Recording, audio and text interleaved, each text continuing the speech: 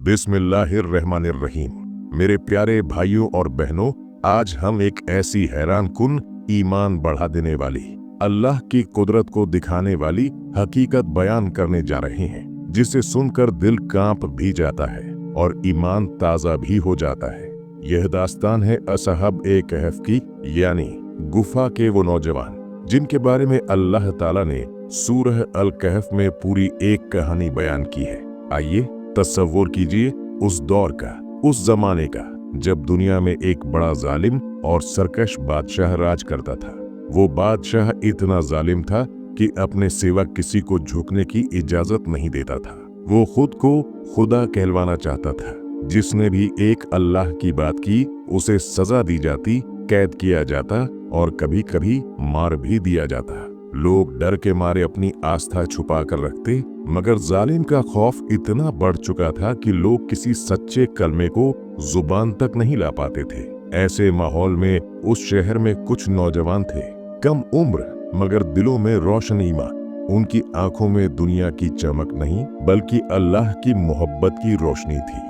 जब उन्होंने देखा कि राजा अल्लाह की नाफरमानी पर उतरा हुआ है तो उनके दिलों ने गवाही दी कि सच्चाई पर डटे रहना है। उन्होंने लोगों को समझाने की कोशिश की, मगर जालिम के सामने कौन टेक सकता था। शहर में खुफिया खबर फैल गई कि कुछ नौजवान हैं जो राजा के देवताओं को नहीं मानते बल्कि एक अल्लाह पर ईमान रखते हैं। ये खबर बादशाह तक पहुंची और उसने हुक्म दिया कि इन लड़कों को मेरे सामने लाया जाए, इन्हें डराया जाए, धमकाया जाए और कहा जाए कि या तो मेरे आगे सिर झुका दो, नहीं तो तुम सबको खत्म कर दिया जाएगा।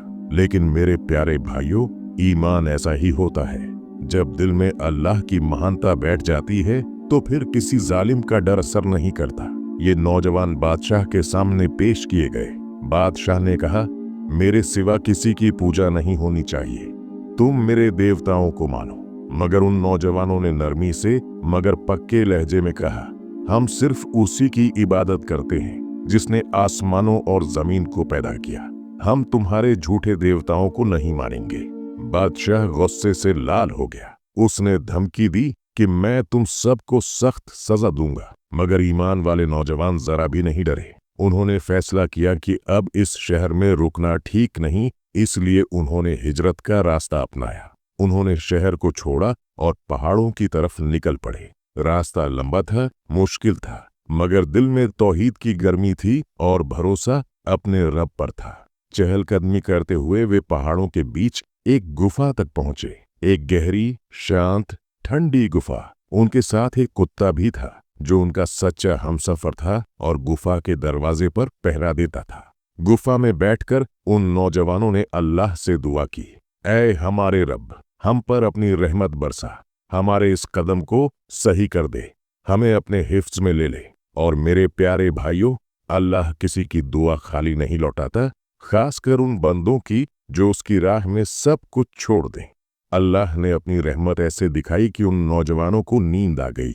ऐसी नींद जो दुनिया की किसी नींद की मिसाल नहीं। यह नींद एक दिन की नहीं थी, 2 दिन की नहीं थी, महीने की नहीं थी, साल की भी नहीं थी, बल्कि पूरे 309 साल तक।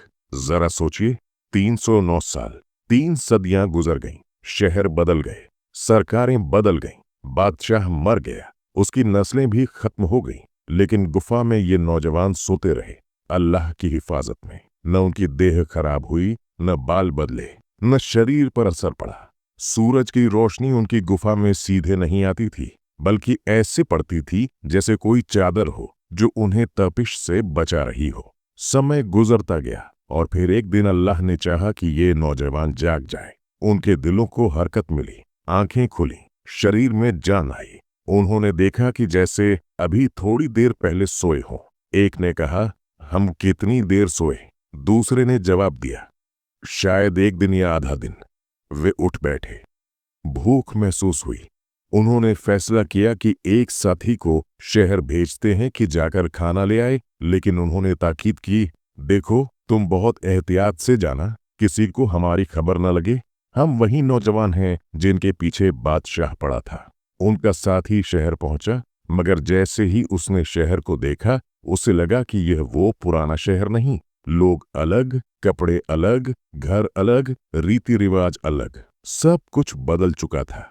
उसने जब खाना लेने के लिए सिक्के दिए तो दुकानदार हैरान रह गया। वह बोला, ये सिक्के इतने पुराने कैसे? यह तो सदियों पहले के जमाने के लगते हैं। लोग इकट्ठा हो गए। खबर फैली कि कोई अजीब नौजवान आया है पुराने सिक्के लेकर। शहर का अमीर और आलिम आए। उन्होंने सवाल किया और लड़का घबरा गया, मगर जब उसने पूरी बात बताई तो सबको समझ आ गया कि ये वही नौजवान हैं जिन्हें सदियों पहले जालिम बादशाह के डर से पहाड़ों में जाना पड़ा था। लोग रोने लगे, उनकी तकदीर पर हैरान हुए कि अल्लाह ने किस तरह उन्हें बचाया। पूरा शहर इस बात से हिला हुआ था कि अल्लाह के नेक बंदों के लिए कैसे चमत्कार होते हैं।